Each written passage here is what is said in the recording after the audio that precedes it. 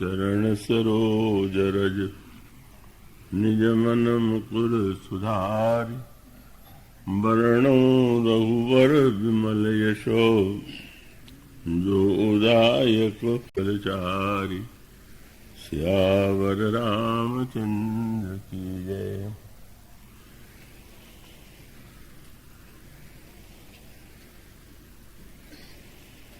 वात्सल्यमयी करुणामयी जगत जननी सीता और अनंत कोटि ब्रह्मांड नायक प्रभु श्री रामभद्र की महती अनुकंपा से यह विवाह प्रसंग जो पिछले 6 दिनों से आपके सामने चल रहा था, आज विश्राम की दिशा में बढ़ रहा है। कल प्रभु के विवाह की तिथि है और उसमें उसको संभवतः इस मंडप में ही क्रियात्मक रूप में संपन्न किया जाएगा। मुझे ठीक ज्ञात नहीं है, और प्रवचन क्रम जो है उसका आज ही विराम किया गया है। और इस दृष्टि से अभी श्री विनीत जी स्मरण करा रहे थे किस तरह से 17 वर्षों के बाद प्रतिवर्ष यह कार्यक्रम चलता रहा है, पर प्रसंग परिवर्तित होते रहे हैं। और इस बार पुनः जनक नंदिनी और प्रभु श्री रामभद्र के विवाह का प्रसंग, मिलन का प्रसंग, वह वियोग का प्रसंग था, यह संयोग का है। उसकी चर्चा आपके सामने की गई। और सच पूछिए तो इस समय का चुनाव भी स्वयं प्रभु ने ही किया है। शायद उनकी इच्छा रही हो, क्योंकि हमारे श्री मैथिली शरण जी ने जब नारायण भैया से बात की तो उनके सामने कुछ ऐसी समस्याएं थी कि वे यही सोचते थे कि इस समय न किया जाए। कठिनाई ये थी कि जिस तरह से कार्यक्रम बने हुए थे उसमें यही एक समय था जब दिया जा सकता था। उन्होंने फिर नारायण भैया के बाद जय भैया से बात किया और उनको जब इसकी ओर प्रलोभन दिया गया कि ये तो संयोग की बात है कि हाँ, कल्याण मंडप का निर्माण आप लोगों के द्वारा हुआ और उसके श्री गणेश में प्रभु के विवाह का ही मंगलमय कल्याण में प्रसंग कहा और सुना जाए, इससे बढ़कर के तो और कोई। तो ये संयोग जो है बनाया हुआ नहीं है, वो रामायण में जो ऐसा आया जो विधिवश अस बने संयोग। ब्रह्मा के वश से ऐसा संयोग यदि बन जाए तो ये सचमुच संयोग बन ही गया। और जब प्रभु अपनी ओर से चुनाव करें तो फिर उसके बाद उसका स्वाभाविक रूप से आनंद जो है अनंत गुणत हो जाता है। और आज आपका जो उमड़ता हुआ उत्साह है, अमित उत्साह भवनति थोड़ा, वो साकार हो रहा है। और इतने जटिल प्रसंग को भी सचमुच आपने जितने तन्मयता से प्रेम से सुना है का वो यही सिद्ध करता है कि इस विवाह के प्रसंग में आप सचमुच मन बुद्धि चित्त से समाहित होने की चेष्टा कर रहे थे। तो इसके लिए मैं इन भाइयों को धन्यवाद दूं कि प्रभु को दूं। शिष्टाचार तो कहता है इन लोगों को धन्यवाद दें, और सत्य तो ये नहीं है। सत्य तो यही है कि यह तो ठाकुर जी की इच्छा से ही ऐसा हुआ है। इन्हें निमित्त प्रभु ने बनाया, इनका सौभाग्य है। एक बार थोड़ा सुविधा होने पर भी जब प्रभु ने बाध्य ही कर दिया तो वो उनकी ऐसी ही कृपा है। तो हम सब तो उनके प्रभु के चरणों में ही उनके कृपा के लिए क्या शब्द कहें, धन्यवाद भी नहीं कह सकते, प्रणाम भी क्या कहें, बस वो कृपा ही कृपा है। अनेक लोग यहाँ आसपास से कितने दूर दूर से लोग यहाँ एकत्र हैं, वही सिद्ध करता है कि आप इस विवाह में सम्मिलित होने के लिए कितने व्यग्र हैं। और हमारे कई स्नेही ऐसे भी हैं कि जो बाहर से भी यहाँ आए हुए हैं। श्री राम प्रताप जी तिवारी भोपाल से आए हुए हैं, श्री रंगनाथ जी काबरा, ये तो विवाहों के ये एक ऐसे पात्र हैं कि जिन्हें प्रभु ने अनेक बार विवाहोत्सव का सौभाग्य दिया। अभी बेटी मंदाकिनी से पता चला 4 बार विवाहोत्सव उनके द्वारा हुआ, तो ठीक ही है। 4 भाइयों का विवाह 4 बार उनके द्वारा हुआ, तो वो भी इस अवसर पर उपस्थित हैं। और फिर ज्योतिषी का आना तो उपयोगी ही है। विवाह में तो हमारे रोहित जी वो जबलपुर से आए हुए हैं, और अनेक ऐसे लोग जिनका नाम हम नहीं जानते, नाम से उसका अर्थ भी नहीं है। वो सब के सब लोग जिस स्नेह से एकत्र हुए हैं, वो उनकी प्रीति और प्रभु की अनुकंपा का परिणाम। हमारे ये बंधु जो हैं, नारायण दास जी, ये भैया शिवनारायण जी, अशोक भैया, धान प्रसाद जी, ये सभी लोग जो हैं, इनमें प्रारंभ से ही भक्ति भावना और श्रद्धा का संयोग रहा है, और इसीलिए प्रभु ने उन्हें यह अवसर दिया है। तो इनके प्रति मेरी हार्दिक मंगल कामना है, और प्रभु के प्रति यह निवेदन है कि इस मांगलिक विवाह का दिव्य सौभाग्य उन्हें, उसका परिणाम उन्हें आनंद रूप में प्राप्त हो। आप सब लोग जो अधिकारी हैं और सभी वशिष्ठ, श्रेष्ठ, वरिष्ठ सब जिस तरह से यहाँ एकत्र हैं, वह भी एक अपने आप में यही प्रकट करता है कि यहाँ पर आप में श्रेष्ठता और कनिष्ठता की बात न हो करके को जान के ही आनंद बस सब ब्रह्मर वर्चन चली। तो आप सब लोगों के प्रति मेरी मंगल कामना है। प्रभु से प्रार्थना है कि हम सबके जीवन में यह विवाह सौभाग्य सही हृदय में हम सबके प्रतिष्ठापित हो। श्री नारायण भैया को बड़ा समय का ध्यान है, तो नित्य ही वो समय की बात करते रहते हैं। मेरे चलने से पहले कम से कम 8-10 बार उनका टेलीफोन पहुंच जाता है, ऐसे में हो गया है, लोग प्रतीक्षा कर रहे हैं। और आज तो उन्होंने ये विशेष अनुरोध किया था कि आज अवश्य कुछ पहले ही आया जाए, क्योंकि विलंब होने की संभावना है। पर वो आज चाह के भी और विलंब हो गया। तो मैं समझता हूं कि इसमें आप लोग बुरा नहीं मानेंगे। विवाह शादी में तो विलंब होता ही है। वो बारात कोई समय से तो आती नहीं, और इसलिए ये रामायण में ही एक ऐसा प्रसंग है कि जहां पर विलंब की भी महिमा।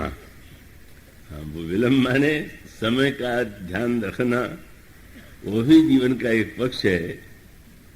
पर एक समय ऐसा होता है जब समय महत्वपूर्ण नहीं है, तो उसका दिव्य आनंद महत्वपूर्ण है। तो वो बार बार कह रहे थे, और अब चला इस तरह से उसकी व्यग्रता। और मैं तो क्या कर सकता था, मेरे बस में कुछ नहीं था। देखिए ना, अब वो भगवान शंकर के विवाह में कितना विलंब हो गया। और पुष्पवाटिका भगवान श्री राघवेंद्र गुरु जी की आज्ञा से जनकपुर देखने के लिए गए और ये कह करके गए कि नगर दिखाई तुरंत ले आऊं, नगर दिखला करके तुरंत ले आऊंगा।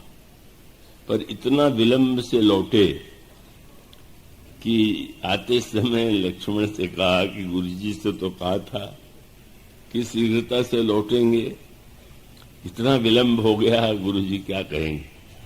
और गोस्वामी जी ने कहा प्रभु तो जब किसी इसका निर्वाह करते हैं तो पूरी तरह से प्रभु हाथ जोड़ करके खड़े हो गए। ये संकेत करने के लिए विलंब हुआ, इसके लिए क्षमा कीजिएगा। गोस्वामी जी ने कहा सभय सप्रेम विनीत अति सकुच सहित दो भाई। उन्हें भी नगर दर्शन में विलंब हुआ। फिर श्री किशोरी जी ने प्रभु को पुष्पवाटिका में देखा तो इतना विलंब हो गया कि सखियां घबरा गईं कि भयो विलंब मां तो भय मानी। तो सबको विलंब हुआ तो आप लोग विलंब से इतने परेशान मत होइए, विलंब हुआ ही अच्छा हुआ। और आप उस विलंब में समय के भान से जितना ऊपर उठ सकेंगे उतना ही आपके जीवन में साधना की दृष्टि से यह उन्नति का सूचक है। तो सर्वत्र समय का ध्यान रखना चाहिए, लेकिन जहां पर प्रभु जन्म के समय ही सूर्य समय का इतना लंबा अतिक्रमण कर दें कि एक दिन के स्थान पर एक मास तक उदित रह जाए। दिल्ली में एक सज्जन आए, बड़े समाज सेवक थे। आपने देखा होगा पंचांग में तिथियां होती हैं, 2-3 दिनों में रामनवमी एवं वैष्णव की और ये स्मारतों की। तो बेचारे समाज सेवक थे तो बड़े वो थे, क्या ये यहाँ के पंडितों में यह भी निर्णय नहीं कर पाते हैं कि एक दिन निर्णय तो कर दें, 3-3 दिन रामनवमी। तो मैंने उनसे यही कहा कि आप तो रामायण में पढ़ते ही हैं कि जब भगवान राम का जन्म हुआ तो मास दिवस कर दिवस बा। तो 30 दिन तो रामनवमी थी ही, 3 दिन में घबराने की क्या आवश्यकता है। इसलिए यह इसका संकेतित तात्पर्य। आइए आज आपका ध्यान पुनः उस क्रम की ओर आकृष्ट करें और संक्षेप में उसका समापन करें। मुझे विश्वास है कि नित्य जैसे आपने पूरी तन्मयता एकाग्रता का परिचय दिया है, आज भी उसका निर्वाह करेंगे। ऐतिहासिक अर्थों में यह विवाह त्रेता युग में संपन्न हुआ और प्रभु का प्राकट्य श्री अवध में, और जिन्हें हम जनक नंदिनी कहते हैं, जो वस्तुतः आदिशक्ति हैं, उनका प्राकट्य मिथिला में हुआ। और किस तरह से वो विवाह संपन्न हुआ इसका वर्णन गोस्वामी जी ने बड़े विस्तार से किया है। और उसमें एक एक शब्द इतने महत्व वाले हैं कि उसकी पूरी व्याख्या कर सकना बहुत महीने और वर्षों में भी संभव नहीं। पर सूत्र के रूप में कुछ बातें आपके सामने रखी जाती रही, आज भी पुनः आपका ध्यान उसी दिशा में ले चलेंगे। गोस्वामी जी कहते हैं कि महाराज जनक का जो मंडप है वह वस्तुतः ऐतिहासिक और भूगोल में भले ही मिथिला नगर में और त्रेता युग में संपन्न हुआ हो, लेकिन वस्तुतः यह मंडप तो जीव का हृदय ही है। और इस विवाह के मंडप में 4 राजकुमार और 4 राजकुमारियों का विवाह संपन्न हुआ। इसका तात्पर्य उन्होंने जो प्रस्तुत किया बड़ा दार्शनिक है। उनका सुंदरी सुंदर वर्ण सह सब एक मंडप राजहि, जनु जीव उर चारु अवस्था विभुन सहित विराजे। यह चार भाइयों का विवाह प्रत्येक व्यक्ति के अंतःकरण में होना ही चाहिए, और इन चारों भाइयों का विवाह जब संपन्न होता है तो जीव के जीवन में धन्यता और कृतकृत्यता का अनुभव होता है। धनुष टूटने के बाद महाराज श्री जनक ने महर्षि विश्वामित्र के चरणों में प्रणाम करके यही कहा था कि प्रभु प्रसाद धनुभंजो रामा, मुहि कृतकृत्य कीन्ह दुहु भाई। इन दोनों भाइयों ने मुझे कृतकृत्य कर दिया। तो कृतकृत्यता का अभिप्राय है कि जब जीवन में कोई कामना शेष न रह जाए और ऐसी बाध्यता न हो कि यह करना ही होगा, ये स्थिति कृतकृत्यता। और इस कृतकृत्यता का समग्र अनुभव इस विवाह में महाराज जनक को पहले हुआ, और जो जनकपुर वासिनी भावमयी देवियां हैं का उन सबके हृदय में यही आकांक्षा थी कि इस नगर में ही चारों भाइयों का यदि विवाह संपन्न हो जाए तो उसका सूत्र शब्द वही कि हम इसलिए बड़े व्याकुल हैं, सखी हमारे अति आरत ताते, और इसलिए हैं कि जो विधिवश अस बनई संजोगु, तो कृतकृत्य होई सब लोगु। अगर ब्रह्मा ऐसा संयोग बना दें तो सभी लोग कृतकृत्य हो जाए। तो इसका अभिप्राय है कि एक व्यक्ति की कृतकृत्यता भी बड़ी कठिन है, पर जहां सब कृतकृत्य हो सके ऐसा यह विवाह प्रसंग है, इसकी ओर संकेत किया गया। कहते कहते ध्यान चला गया नाम लेने में, लिख करके मैत्री शरण जी ने दिया, मैंने पढ़ दिया। मैं भूल जाता हूं तो लिख के दे देते हैं, आज इन्होंने लिखने में भूल कर दिया, मुझे अभी याद आ गया देख करके। ये अनेक जो श्रद्धालु पढ़ा रहे हैं उसमें विवेक जी का नाम, विवेक जी, हाँ मुझे ना श्री विवेक जी भी आए हुए हैं, बड़ी श्रद्धा भावना से वो उत्साह से भाग लेते हैं। तो उस कृतकृत्यता का स्वरूप क्या है? ये मंडप में जैसे चार स्तंभ होते हैं, तो ये चार स्तंभ जो हैं आप और हमारे सबके हृदय में विद्यमान, और वो स्तंभ है मन बुद्धि चित्त और अहंकार। और मन बुद्धि चित्त अहंकार के इस मंडप में ही समस्या ये कि मंडप तो है, पर अभी जीवन में तीन मंडप प्रत्यक्ष दिखाई दे रहे हैं, तीन स्तंभ, तीन खंभे, पर चौथे खंभे की आवश्यकता है। और ये चारों खंभे अगर स्तंभ सही अर्थों में इनका निर्माण हम और आप अंतःकरण में कर लें तो इसमें इन चारों का विवाह संपन्न होता है।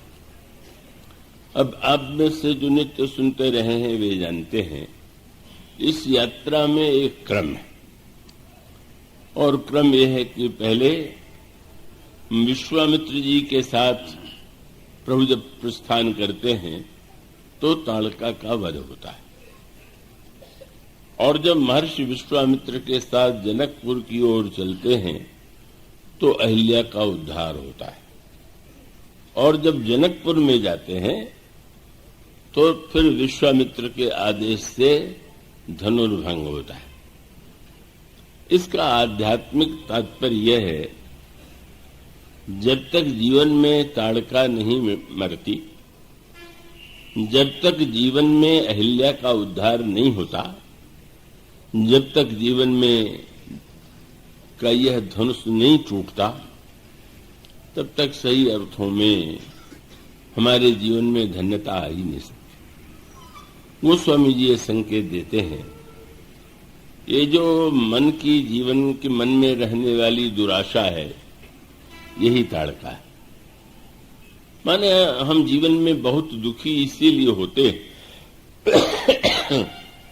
कि हम दूसरों से बहुत आशा रखते हैं, और जब दोनों ही व्यक्ति एक दूसरे से बहुत आशा रखें तो उनको सदा दूसरे में कमी लगती है। तो ऐसी स्थिति में जब हमारे जीवन में एकमात्र भगवान को छोड़ करके किसी अन्य से कोई आशा न रह जाए, बस प्रभु भी कहते हैं कि आप मेरे भक्त होते हुए भी अगर आप अभी औरों से आशा रखते हैं तो आप भक्त नहीं। वे कहते हैं कि मोर दास कहाई नर आशा, करे तो कहो कहाँ विश्वास। तो इसका अभिप्राय कि सबसे पहला लक्षण यही है कि दुराशा, जीवन मन में आने वाली दुराशा मिट जाए।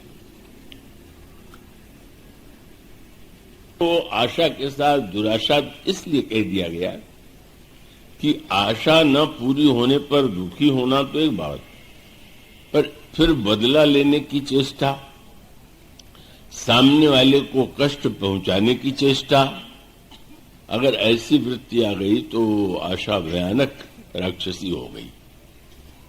और ये ताड़का जो है वो मुनियों को खा जाती है, यज्ञ को नष्ट कर देती है। तो मानो जब हमारी आशा का स्वरूप जो है इतना विकृत हो जाए कि हम दूसरों को कष्ट देने में, दूसरों को मिटाने में, पीड़ा पहुंचाने में हम तत्पर हो जाएं, तो यह बड़े दुर्भाग्य की दुराशा है। और इस दुराशा को भगवान कृपा करके नष्ट करते हैं और उस अहिल्या को, उस ताड़का को अपने आप में विलीन कर लेते हैं। मानो पहला सूत्र है कि हमारे मन की दुराशा मिटे। और इस यात्रा में अहिल्या का उद्धार, कल इसकी चर्चा कुछ अधिक विस्तार से की गई थी। अहिल्या बुद्धि है, मति। राम एक तापस्त्य तारी, नाम कोटि खल कुमति सुधारी। ये अहिल्या मूलतः सुमति होते हुए भी इंद्र को अनजाने में स्वीकार करके जड़ पत्थर हो जाती। तो बुद्धि में जब भोग लालसा की आसक्ति उत्पन्न हो और अपने को धोखा दे करके हम भोगों के पक्ष में ही तर्क ढूंढने लगे और गौतम को छोड़ करके इंद्र को स्वीकार कर लें, तो हमारी बुद्धि में जड़ता आ जाती। तो बुद्धि की जड़ता को मिटाने का एकमात्र उपाय यही है कि भगवान के चरणों की धूल का स्पर्श। यह चरण धूल जो है, और यही संकेत किया था अहिल्या ने जब वह चैतन्य हो गई। और चैतन्य हो जाने के बाद जब दिव्य शब्दों में उन्होंने स्तुति किया, तो स्तुति में उन्होंने कहा कि महाराज, आपकी कृपा से मैं विदा होकर के जा रही हूं। महर्षि गौतम भी आ गए थे उनको लेने के लिए। कहते हैं गौतम सिधारे गृह गौनों सो लिवाए। पहले तो उन्होंने शाप दे करके पत्थर बना दिया था, लेकिन ये नहीं कि अब चलो अब पवित्र हो गई है इसे स्वीकार कर ले। नहीं नहीं, जैसे ससुराल में एक बार दूल्हा जाता है तो भी प्रसन्न होता है, पर जब गौने का द्वितीय बार आगमन होता है तो वो संबंध की दृढ़ता के साथ साथ दूल्हे को विवाह में भी मिलता है तो गौने में भी दिया ही जाता है। तो मानो गौतम ऋषि को भी लगा कि यह गौना हो रहा है। अहिल्या उद्धार कोई पापमयी अहिल्या को मैंने स्वीकार नहीं किया है। भगवान ने जिसे इतना सौभाग्य दिया कि स्वयं अपने चरणों की धूल का स्पर्श करा दिया, इससे बढ़कर के सौभाग्य किसका होगा?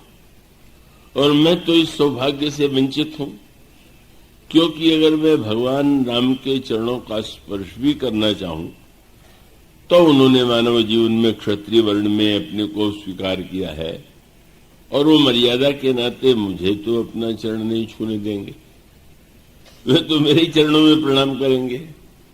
तो मुझसे अधिक सौभाग्य तो अहिल्या का है कि जो मुझे नहीं मिल सकता उसको मिल गया, और मिल गया तो चलो अर्धांगिनी से अगर इन्हें मिला तो आधा भाग तो मेरा है ही है, और वे प्रसन्न होकर के लेकर के विदा हो रहे।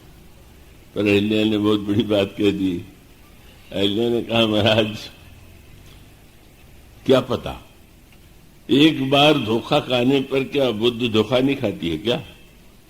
कोई दावा कर सकता है? आप देखते हैं बुद्ध बार बार धोखा खा जाती, यह समस्या आती। और तब अहिल्या ने बड़े विनम्र स्वर में कहा कि महाराज इसका एक ही उपाय है कि दवा में साथ लेती जाऊं, और जब कभी इस जड़ता की आशंका हो तो वो उसको दवा के द्वारा उस स्थिति को मैं समाप्त कर पाऊं। क्या मांगा? बोले, पद कमल बिनती प्रभु मोरी, मैं मति भोरी नाथ न मांगो बर आना, पद कमल परागा रस अनुरागा मम मन मधुप करे पाना। आपके चरण कमल का जो पराग और मकरंद है उसका रस आस्वादित करता रहे मेरा मन, तो वो भविष्य में उस पतन की आशंका नहीं। मन की दुराशा मिटी, बुद्ध की जड़ता समाप्त हो गई, बुद्ध चेतन हो गई। पर अभी महाराज जनक की प्रतिज्ञा विद्यमान है। भगवान शिव का धनुष अहम का प्रतीक है। साधारण व्यष्टि अहम से इसका तात्पर्य नहीं, यह शिव का जो अहम रूप है, अहंकार शिव बुद्धि अज मनस चित्त महान, मानो जो समष्टि चेतना का अहम है उसी का नाम शंकर जी है, और उन्हीं का यह धनुष। और इसका अभिप्राय कि आप अगर कोई श्रेष्ठ कार्य करना चाहें और ऊंचे आपके लक्ष्य और आदर्श हों तो आपको व्यवहार में तो पवित्र अहंकार को स्वीकार करना ही पड़ता है। आप निर्णय करते हैं मैं ये साधना करूंगा, इस प्रकार के कार्य करूंगा, तो मानो ये इसको स्वीकार करके, जैसा भगवान शंकर ने इस धनुष के द्वारा संहार कर दिया त्रिपुरासुर का, पर उसके बाद उस धनुष को उन्होंने स्वयं अपने पास न रख करके जनक को दे दिया। इसका अभिप्राय कि बड़ा से बड़ा कार्य करने के बाद भी उस अहम को ढोते रहना ये कोई उचित नहीं। और इसलिए महाराज जनक भी उसकी पूजा करते हैं। जब किसी महानतम व्यक्ति के द्वारा कोई श्रेष्ठ कार्य हुआ हो तो उसके जो उपकरण हैं उनकी पूजा करना ये तो समाज का व्यक्ति का कर्तव्य है। लेकिन अंत में उनको लगता है कि इस अहम का भी विसर्जन होना चाहिए, इस अहम के धनुष को भी खंडित होना चाहिए। और इसका अभिप्राय है कि बस पहले संकल्प लिया, तमोगुणी अहंकार से उठ करके रजोगुणी अहंकार में गए, रजोगुणी अहंकार से उठ करके सतोगुणी अहंकार में गए, और बाद में लक्ष्य जीवन का प्राप्त करने के बाद त्रिपुरासुर के रूप में काम क्रोध लोभ पर जब विजय प्राप्त हो गई तो उसके पश्चात जो है विराम धनुष उन्होंने जनक को दे दिया। जनक उसकी पूजा करते तो हैं, लेकिन अंत में जानते हैं कि चाहते हैं कि यह भी न शेष रहे। और तब उस कार्य को तो प्रभु किस तरह संपन्न करते हैं इसका एक किंचित संकेत आपके सामने किया गया।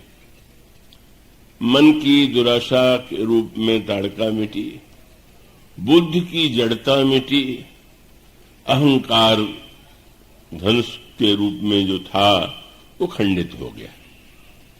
पर अभी तो वह केंद्र विद्यमान है जिस पर विजय सबसे कठिन है।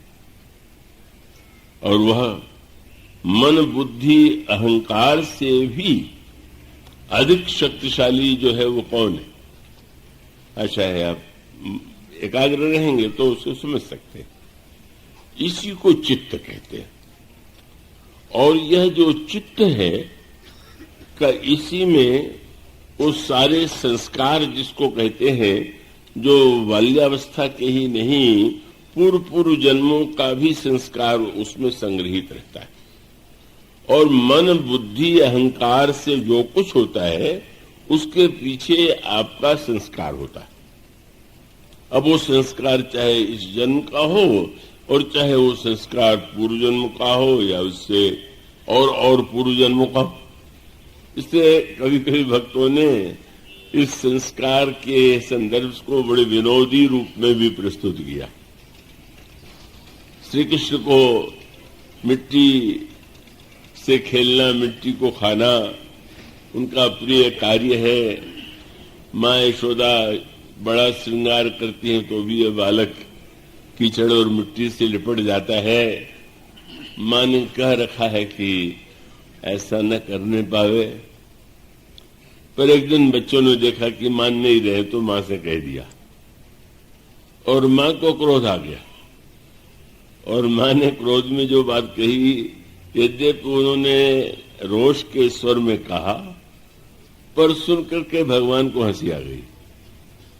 उन्होंने कहा, कृष्ण मैं तुम्हें नहलाती हूं, स्वच्छ श्रृंगार करती हूं और फिर भी तुम कीचड़ में लिपटना पसंद करते हो, तो होता यह है कि पूर्व जन्म का अभ्यास जो है छूटता नहीं। तो तुम्हारे इस कार्य को देख के मैं कह सकती हूं तुम पूर्व जन्म में क्या थे? तो शूकर थे। शूकर कोई कीचड़ सबसे ज्यादा पसंद है और तुम अभी कीचड़ में लिपट रहे हो तो तुम शूकरोसी गत जन्मनि पूतना रे। भगवान श्री कृष्ण का मां ने नाराजी में ठीक ही कहा। 10 अवतारों में शूकर के रूप में भी मैंने जन्म लिया था। इसलिए मां जो कह रही है कोई ऐसा नहीं कि वो सत्य है, तो वस्तुतः वो विनोद के रूप में भी इसका अभिप्राय है कि पूर्व संस्कार आपको किस तरह प्रेरित करते हैं। जब आप अपने को बड़ा बुद्धिमान मान करके कोई बात कहते हैं तो वस्तुतः सारा निर्णय आपका संस्कारों से बना हुआ है।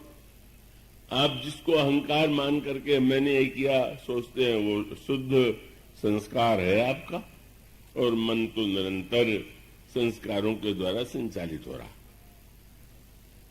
इसलिए धनुष टूट जाने के बाद भी जो सबसे कठिन स्थिति आई वो कब हो गई? महाराज महर्षि विश्वामित्र तो धन्य हो गए, प्रभु को पहचान लिया, और महाराज जनक भी धन्य हो गए। उधर अहिल्या के देशा साथ महर्षि गौतम भी धन्य हो गए। लेकिन धनुष टूटने के बाद जब लगा कि अब तो बस आनंद ही आनंद है, अचानक दृश्य पलट गया और तब परशुराम जी महाराज का आगमन होता है। धनुष जयमाल भी हो गया, पर जयमाल के बाद परशुराम जी महाराज की आगमन का क्या अर्थ? कृपया सोइए नहीं। विवाह में आपको नींद आ रही है तो आप क्या विवाह का आनंद लेंगे? कब परशुराम जी महाराज का आगमन क्या? यही चित्त। महर्षि भगवान परशुराम जो है विष्णु के अंश से जन्म हुआ है और विष्णु ही चित्त है। वो जो आध्यात्मिक दोहा है उसमें अहंकार शिव, बुद्धि अज, मन शशि, चित्त महान, विष्णु चित्त है। उसमें इसका अभिप्राय यह है कि यह जब तक चित्त पर विजय प्राप्त नहीं हो जाती तब तक मन बुद्धि अहंकार जो है वो परिवर्तित हो रहेंगे। मन में कभी अच्छी बात आएगी, कभी बुरी बात आएगी। बुद्धि कभी सही निर्णय करेगी, कभी गलत निर्णय करेगी। अहंकार कभी समय और कभी असमय भी उत्पन्न हो जाएगा, पर अगर चित्त पर अधिकार हो जाए, इसलिए उस दिशा में विस्तार से अवसर नहीं है। रावण का सिर और रावण की भुजा काटने पर भी उसकी मृत्यु नहीं होती। नया सिर और नई भुजा निकल आती। इसका अभिप्राय है कि रावण मर क्यों नहीं रहा? सिर भी काट दिया, भुजा भी काट दिया, और दूसरे का सिर काटे तो मर जाता है, दूसरे की भुजा काटे तो मर जाता है, लेकिन सिर भुजा काटने पर भी क्यों नहीं मरता? और जब प्रभु ने विभीषण की ओर देखा तो पूछा कि तुम्हारे भाई की मृत्यु क्यों नहीं हो रही? तब उन्होंने कहा हमारा सिर और भुजा काटने से ही मृत्यु नहीं होगी, इसके नाभि में अमृत कुंड है, और जब आप सिर और भुजा काटते हैं तो अमृत के द्वारा फिर से नया सिर निकल आता है। इसकी चर्चा पहले भी किंचित की गई है, और वो तो एक स्वयं स्वतंत्र प्रसंग है। नाभि में अमृत कुंड है, यह क्या तात्पर्य? सिर काटना माने बुद्धि से कोई बात समझ लेना, बुद्धि में जो भ्रम है उसको नष्ट कर देना, और भुजा काटने का अर्थ है जो बुरे कर्म होते हैं उन पर प्रहार करना। पर इतना होते हुए भी यह नाभि का जो अमृत कुंड है, यही है चित्त का संस्कार। और उसका अभिप्राय कि प्रभु जब तक चित्त के संस्कार हैं तब तक समय समय पर वो व्यक्ति के जीवन में बुराइयां आती रहेंगी। रावण का जन्म होता रहेगा, और तब एक बाण से रावण की नाभि का अमृत कुंड सुखाया गया, तब रावण की मृत्यु। इसका तात्पर्य है कि जिस समय चित्त के संस्कार को विनष्ट किया जा सके, उस पर विजय प्राप्त हो जाए, तो निश्चित रूप से मोह रूप रावण जो है उसका विनाश होता है। मोह का विनाश नहीं होता, मोह का अर्थ ही है जान करके भी एक ही बुराई बार बार करते रहना, यही मोह। और यह तब नष्ट होता है जब चित्त का अमृत कुंड वह विनष्ट हो, और उस पर का विनाश भी भगवान ही करते हैं। भगवान से जब प्रार्थना की जाती है, इस तरह से रावण की मृत्यु होती। अब इसको दूसरे संदर्भ में देखें, ये चित्रकूट जो है ये भगवान की बड़ी प्रिय भूमि है। श्री अवध की अपेक्षा भी चित्रकूट उन्हें अधिक प्रिय। तो ये जो चित्रकूट है, इसके प्रति जो श्री राम का इतना आकर्षण है, उसके पीछे क्या रहस्य है? चित्रकूट किसे कहते हैं? और आप तो मानस में पाते हैं, एक चित्रकूट धाम तो वह है जो अभी आपसे नगर से बहुत अधिक दूर नहीं है, और इस यात्रा में मुझे वो सौभाग्य मिला कि मैं वहां से होता हुआ आया। पर एक चित्रकूट आपके पास, और वह चित्रकूट क्या है? जैसे चित्रकूट में मंदाकिनी नदी है, जंगल है, और उसके साथ साथ चित्रकूट में पर्वत है, इसी प्रकार से गोस्वामी जी कहते हैं राम कथा मंदाकिनी। भगवान राम की कथा ही मानो मंदाकिनी की धारा। और चित्रकूट चित्तचार, आपका जो अचल चित्त है, चंचल चित्त तो लंका है, और अचल चित्त ही जो है वो चित्रकूट है। प्रेम का वन है, अचल चित्त का चित्रकूट है, राम कथा की मंदाकिनी है। और जब इन तीनों को हम अपने हृदय में पा लेते हैं तो सीता जी और श्री राम जैसे विहार करते हैं चित्रकूट में, हमारे हृदय में उनका विहार संपन्न होता है। ये वो स्वामी जी के दोहे में संकेत किया गया। इसलिए मुझे तो बड़ा आनंद आया, बहुत प्रभु की कृपा है कि चित्रकूट बुलाते रहे, और इतने वर्षों से कि उसकी संख्या मैं उसको याद भी नहीं रख पाता हूं। पर मैं ध्यान रखता था कि मेरे नाम से बहुत से लोग परिचित थे, पर कोई ये न जाने कि ये व्यक्ति वही। तो हमेशा मैं अकेले या एक आध को लेके जाता, और वहां जितने दिन रहना चाहता रहता, और फिर जब चाहता तो वहां से एक दिव्य भक्ति का आनंद स्रोत लेके लौटता। पर उस आनंद में एक अनोखे सज्जन मिल गए, बड़े सीधे साधे, चित्रकूट के निवासी, वो पढ़े लिखे भी नहीं थे। मेरे देने लेने के अभ्यास से उन्होंने यही माना कि कोई सेठ होगा या सेठ का लड़का है, देता है। कहते भी थे कि भाई तुम देख करके सेठ मेरी आदत क्यों बिगाड़ रहे हो, ऐसा भी कहते थे वो। और फिर वो प्रसन्न हुए क्योंकि मैं कई दिन रहता था, तो उन्होंने कहा तुम इतने दिन रहते हो तो न हो तो मुझसे कथा सुना करो। मैंने कहा कि बड़ा सौभाग्य है।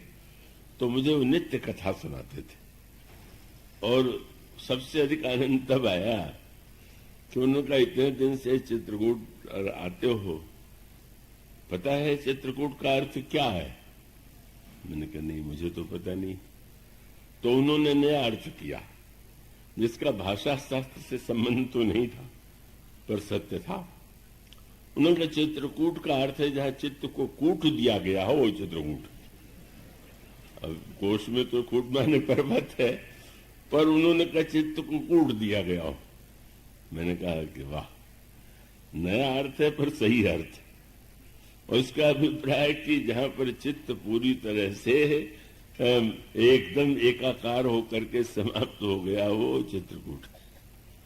तो आप देखते ही हैं अयोध्या में बहुत आनंद है प्रभु का, लेकिन वहां से विदेश निकाला तो हो ही गया। मिथिला में बड़ा विवाह का आनंद है पर विदाई तो हो ही गई। ये जो चित्रकूट जहां प्रभु जाकर के निवास करते हैं, ये वस्तुतः वो स्थिति है कि जो चित्त की भूमि है। और आप में से जिनकी योग के प्रति रुचि हो, आजकल वैसे योग का तो बड़ा फैशन हो गया है, पर वो लोग योग को जितना सीधा समझते हैं उतना ही नहीं है। उसको एक योग का अर्थ क्या हुआ? महर्षि पतंजलि ने जो योग दर्शन लिखा है उसमें योग की व्याख्या करते हुए उन्होंने जो शब्दावली लिखी, वह शब्दावली है योगश्चित्त वृत्ति निरोधा। चित्त की वृत्तियों का पूरी तरह से निरुद्ध हो जाना, यही वस्तुतः योग का लक्ष्य है। और इसका अभिप्राय है कि न मन न बुद्धि न अहंकार, इनके द्वारा संस्कार को हम उससे मुक्त हो जाए, यह कठिन से कठिन स्थिति है। तो धनुष टूटने के बाद भी वो समस्या आ गई। अब समस्या क्यों आ गई कि अहम को अहम से तोड़ने का प्रयास किया राजाओं ने, और क्षुद्र अहम ने बड़े अहम को विनष्ट करना चाहा। तो भला शिव अहंकार के धनुष को ये क्षुद्र राजाओं का जो अहंकार है वो कहां से नष्ट होता? अब समस्या तब आ गई कि जब भगवान श्री राम ने धनुष तोड़ा या टूटा, बोलने में हम कहेंगे तोड़ा, पर वो तोड़ने की बात नहीं स्वीकार की गई, टूटा। तो जितने राजा थे उनका कैसे तोड़ा? हमने देखे ही नहीं कि ये तोड़ रहे हैं, कोई गड़बड़ी। इसका अभिप्राय क्या कि ये राजा जब धनुष तोड़ने आए थे तो पहले गर्जना करते थे और उद्देश्य था कि तोड़ते समय लोग देख लें कि मैं कौन हूं। टूटने के बाद नहीं, क्या पता पहले तो तमक था कि तक से उधर उधर ही। अब भगवान श्री राम तो सहज भाव से उठ गए, सहज चले गए, और वो किसी ने देखा भी नहीं कि कब धनुष लिया और कब चढ़ाया और कब खींचा, कब टूट गया। क्या इसका अर्थ हुआ? अहंकार पर अहंकार से विजय नहीं होती, निरहंकारिता से विजय होती। अहम के द्वारा आप अहम को जीतने की चेष्टा करें तो वो तो अहंकार की टकराहट है। तो मानो उस धनुष को भगवान श्री राम ये कह करके मैं तोड़ सकता हूं, है नहीं। जहां अहंकार होता है वहां प्रदर्शन की भावना बहुत होती कि लोग देखें कि मैंने ऐसा किया। तो ऐसी स्थिति में यह जो अहम की प्रदर्शन की वृत्ति है वहां तो है ही नहीं। वहां तो धनुष टूट गया। आगे चल करके परशुराम के संवाद में बार बार यह बात लक्ष्मण जी ने भी कहा कि आपको क्रोध इसलिए आ रहा है कि आप ये मानते हैं कि इन्होंने धनुष तोड़ दिया, और ऐसा कुछ नहीं। आप क्यों नहीं समझते कि श्री राम ने तोड़ा नहीं? सुवत टूट रघुपति ही न दोषु, मुनि विनु काज करिए कतरुष। श्री राम ने तो केवल सोचा कि बहुत से लोगों ने प्रयत्न किया है, जरा देखें। उन्होंने छू दिया और छू के टूट गया, तो अब उनका क्या दोष? वो तोड़ थोड़ी रहे थे। अब आपको जो क्रोध आ रहा है तो बिना कारण आ रहा। और परशुराम जी, ये अच्छा तोड़ा नहीं, टूट गया। ये साधारण संवाद नहीं है। इस संवाद में ही तो चित्त पर विजय की जो प्रक्रिया है उसका संकेत मिलता है। भगवान श्री राम भी अगर अभिमान लेकर के मैं तोड़, जिससे किसी ने नहीं तोड़ा मैं तोड़ूंगा, मैं और लोग देखें कि मैंने तोड़ा, तो जो अहंकार ग्रस्त राजा हैं उनको विश्वास ही नहीं होता। और उसके साथ साथ आप देखते हैं कहीं जब लोग जीतते हैं चुनाव में जीते हैं, चाहे दंगल में, कुश्ती में जीते हैं, कितनी मालाएं पहनाई जाती, और उनको देख के लगता है कि हाँ ये विजेता। अब राजाओं ने देखा कि धनुष तो टूटा पड़ा है, पर इनके मुख को देख के तो लगते ही नहीं कि कोई कुछ हुआ है। ऐसा कैसे होगा? अगर ये तोड़ेंगे तो हम देखेंगे, और तोड़ने के बाद इतना बड़ा कार्य जो करेगा, क्या उसके मुखमंडल पर कोई उत्साह, कोई प्रसन्नता नहीं दिखाई देगी? तो निश्चित रूप से उन्होंने कहा कोई षड्यंत्र है। जनक ने क्या षड्यंत्र किया वही जाने, और कोई योजना बना के धनुष तोड़वा दिया गया। इसलिए धनुष टूटने से क्या होगा? तोरु धनुष व्याह अवगाहा, धनुष टूटने से कुछ नहीं होगा। हम युद्ध करेंगे और युद्ध करके राजकन्या को छीन लेंगे, और अगर दोनों भाई प्रयास करेंगे तो उनको बंदी बना लेंगे, और जनक इनकी सहायता करें तो उनको भी हम लोग परास्त करेंगे, हम इतनी बड़ी संख्या में। तो यह योजना चल रही थी। मानो अहंकारी हो जो होता है वो निरहंकारिता का अर्थ ही नहीं जानता, क्योंकि समाज में निरहंकारी सही अर्थों में तो कोई विरला ही व्यक्ति होता है। इसलिए वे युद्ध के लिए तैयार हो गए। अब उस समय जिनका आगमन हुआ वह कौन है? वो स्वामी जी कहते हैं, जब राजा युद्ध के लिए प्रस्तुत हो गए तो लक्ष्मण जी ने उनको टेढ़ी दृष्टि से देखा। लक्ष्मण जी नहीं चाहते कि प्रभु के विवाह के इस पावन प्रसंग में राजाओं का सिर कटे, हजारों स्त्रियां विधवा हों और एक विवाह संपन्न हो, तो इसमें क्या आनंद है? पर ये तो लड़ने को तैयार है। उसी समय परशुराम जी महाराज का आगमन होता है, और वो प्रसंग पूरा जो है बाहर से देखें तो वो तो लगता है कि जैसे एक तू मैं, और यहाँ होता है, यहाँ तो शायद न, लेकिन कानपुर आदि में तो रामलीला जो पूरी नहीं कर सकते वो भी ये लक्ष्मण परशुराम वाला प्रसंग जो है वहां एक दिन का ही रखा जाता है, और उसका नाम ही वहां दिया गया है परशुरामी। और परशुरामी देखने के लिए बड़ी भारी भीड़ होती है। क्यों होती है? मानो स्वभाव ऐसा है कि कोई बात नहीं, पूरी रामायण न देख सके तो परशुराम और लक्ष्मण का संवाद तो देख लें, सुन लें। मुझे स्मरण आता है जब वृंदावन में गया तो वहां रामलीला चल रही थी, बड़ी भीड़ थी आश्रम में। हमारे महान स्वामी जी ने ये कहा कि लो तुम आए हो यहाँ, तो संजोग से रामलीला चल रही है, चलो देखाओ। जब लेकर गए तो संजोग से यही प्रसंग था।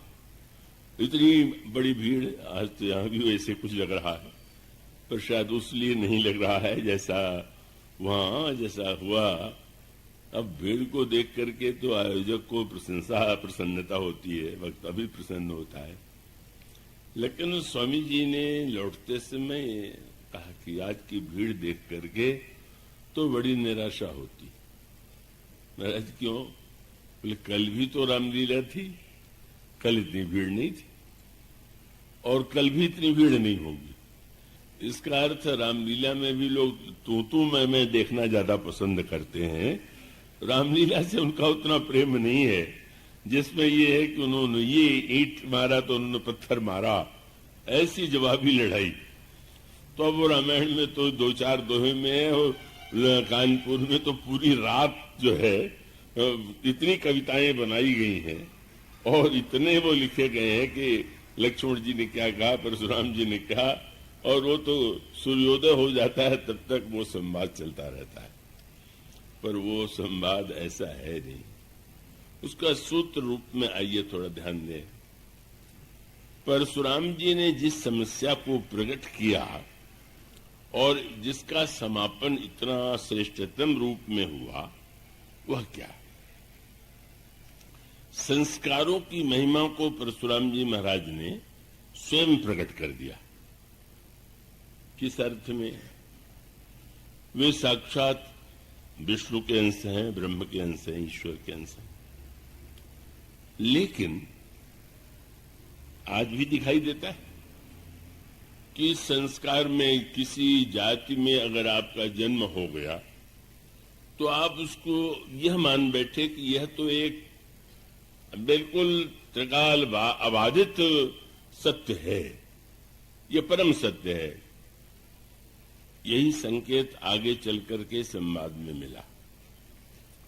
परशुराम जी महाराज यह मान करके व्यवहार करते हैं कि क्षत्रिय बड़े उद्दंड हो गए और सहस्त्रार्जुन और उसके पुत्रों ने मेरे पिता का वध कर दिया, इसलिए उद्दंड जो राजा हैं उनका उसने दंड देना मेरे लिए कर्तव्य है, मेरा धर्म है। और वे बड़े निसंकोच भाव से ये कहते हैं कि मैं क्षत्रियों का विरोधी हूं। यह जो जब वो शब्द कहते हैं कि मैं क्षत्रिय हूं, जब कहते हैं मैं ब्राह्मण हूं और मैं क्षत्रियों का विरोधी हूं, यही चित्त का संस्कार है। संस्कार के रूप में ही अगर कोई व्यक्ति विवेक से विचार करे तो यह बात तो सिद्ध नहीं होती। पूर्व जन्म में भी कोई व्यक्ति किसी वर्ण में उत्पन्न हुआ हो सकता है, भविष्य में दूसरे वर्ण में भी जन्म ले सकता है। देवर्षि नारद एक जन्म में शूद्र थे और शूद्र होने के पश्चात दूसरे जन्म में देव ऋषि भी हुए। काकभूषुंडी जी के चरित्र में यही बात आती है कि कोई ऐसा वर्ण नहीं था, कोई ऐसी जाति नहीं थी जिसमें उन्होंने जन्म न लिया। कौन जोन जन्म्यूं जग माही, मैं खगेश भ्रम जग माही। मानो उन्होंने समस्त जातियों में जन्म लिया, समस्त शरीरों में जन्म लिया। अब संस्कार किसे कहते हैं? कि मानो व्यक्ति ने जो एक सीमित सत्य है, एक व्यक्ति पद पर आसीन है और पद पर आसीन होने के बाद पद पर स्थित रहना भी तो समय की सीमा है। तो समय की सीमा समाप्त हो जाने के बाद भी अब उस जब पद पर समासीन है और तब वह व्यक्ति मान ले कि मैं ये हूं, तो यह तो पूरा सत्य नहीं। उस समय एक पद का भार वो संभाले हुए हैं और उस पद के कर्तव्य का निर्वाह कर रहे हैं। और बाद में अगर यह मान करके, जैसे अभिनेता अगर नाटक में कोई अभिनय करता है तो ना पर्दा गिरने के बाद थोड़ी दुखी हो जाता है कि अरे मैं तो बड़ा सिंहासन पर बैठा हुआ था और अब क्या हो गया और कैसे हो गया। तो इसका अभिप्राय है कि ये जितनी वस्तुएं हैं ये सब की सब उपाधि है। नाम रूप दुई इस उपाधि, यह भी एक उपाधि है, नाम की, रूप की, पद की, जाति की। यह इसीलिए भगवान ने, शबरी जी ने जब यह कहा कि मैं तो छोटी जाति की हूं, मैं कैसे स्तुति करूं, तो भगवान ने कहा शबरी मैं 10 वस्तुओं को महत्व नहीं देता। मुझसे अगर कोई संबंध स्थापित करना चाहे इन 10 के आधार पर, तो वो मैं उससे नहीं स्वीकार करूंगा। तो जिन वस्तुओं को भगवान ने गिनाया, आपने पढ़ा होगा, उसमें पहले जाति का ही नाम लिया। जाति, पाति, कुल, धर्म, बड़ाई, धन, बल, परिजन, गुण, चतुराई। भगवान ने कहा बस कह रघुपति सुनु भामिनी बाता। मानो एक भगत करना था, तो उसमें भी जाति का नाम पहले क्यों दिया गया? क्योंकि और अभिमान तो बाद में आते हैं। आप परीक्षा में पास होंगे तो आपको विद्या का अभिमान होगा, धन पालेंगे तो धन का अभिमान होगा, पद पालेंगे तो पद का अभिमान होगा, पर जाति का अभिमान तो पैदा होते ही दे दिया गया। बस अब उस अभिमान को सत्य जब मान लिया तो मानो भूल गया कि एक जन्म की स्थिति है। और यही अनुभव भुसुंडी जी ने अंत में जब वे पक्षी बने और लोमश जी ने कहा तुम चांडाल पक्षी बन जाओ, उसका गंभीर तात्पर्य यह है कि इस व्यवहार के सत्य को, पद के सत्य को, धन के सत्य को, इसको सीमित मान करके जो व्यक्ति स्वीकार करता है वो व्यक्ति दुखी नहीं होता। और जो व्यक्ति उसी को सत्य मान लेता है उस व्यक्ति के द्वारा तो दुखी होना बड़ा स्वाभाविक है।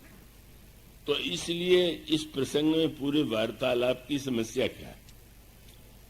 परशुराम जी अवतार हैं, भगवान के अंश हैं, पर पूरे वार्तालाप में परशुराम जी महाराज जब यह कह देते हैं कि बाल ब्रह्मचारी अति कोही और विश्व विदित क्षत्रिय कुल द्रोही, मैं क्षत्रिय कुल का द्रोही हूं, तो ये कौन बोल रहा है?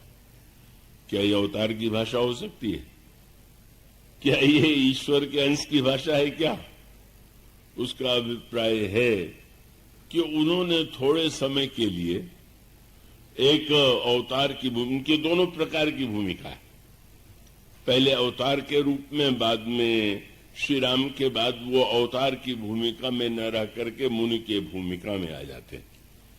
मानो सूत्र केवल इतना है, उस संवाद का सारा रहस्य नहीं है कि परशुराम जी हार गए और राम जी जीत गए, या ब्राह्मण हार गया, क्षत्रिय हार गया। लोग तो उसको इस दृष्टि से देखने के अभ्यस्त हो गए हैं। दिल्ली में प्रवचन हुआ तो एक बड़े ब्राह्मण, अपने आप को तेजस्वी मानने वाले, बड़े मुझसे लड़े, तुम ब्राह्मण हो करके ब्राह्मण की निंदा करते हो। मैंने कहा मैं निंदा नहीं कर रहा हूं, अब भगवान परशुराम और भगवान राम मेरे लिए दोनों ही भगवान हैं। केवल लीला में जो वे बताते हैं वह समझने योग्य, और उसका सूत्र क्या? अब उसको 5-6, क्योंकि विलंब की बात तो कह दिया, घड़ी सामने तो आई है, पर आप आशा है थोड़ा सा उसको संक्षेप में सुन लेंगे। परशुराम जी महाराज ने क्या माना? एक तो ये मान लिया कि मैं ब्राह्मण हूं, और क्षत्रिय अगर अपराध करता है तो दंड देना मेरा कर्तव्य है। परशुराम जी महाराज भगवान के यदि अंश हैं, भाई हैं, और वे इतने उनमें इतनी सामर्थ्य है कि रावण को हराने वाले शस्त्रार्जुन का भी सिर उन्होंने काट दिया। तो अगर वे शस्त्रार्जुन का वध कर सकते थे, 1000 भुजा वाले का तो क्या 20 भुजा वाले का वध नहीं कर सकते थे? पर वही संस्कार बाधक हो गया। मानो रावण क्षत्रिय नहीं, रावण में उनको दिखाई देता है पुलस्त का नाती, और शस्त्रार्जुन के लिए वो बात नहीं आती। तो मानो यही संस्कार, अगर आपका बेटा बुराई करे तो बुराई नहीं, दूसरे का बेटा बुराई करे तो बुराई, आपके जाति के लोग बुराई करें तो बुराई नहीं, दूसरी जाति वाले करें तो बुराई। यही सब जो संस्कार होते हैं, यही तो विवाद और संघर्ष पैदा करते हैं। और इसका अभिप्राय है कि संस्कार बड़ी ऐसी समस्या उत्पन्न करता है कि उससे छूट ही नहीं पाता व्यक्ति। और इस पूरे संवाद में इसी की ओर संकेत है। मानो क्यों रुष्ट हैं? शंकर जी मेरे गुरु हैं, धनुष गुरु जी का था, जिसने तोड़ दिया उसने हमारे गुरु जी का अपमान किया।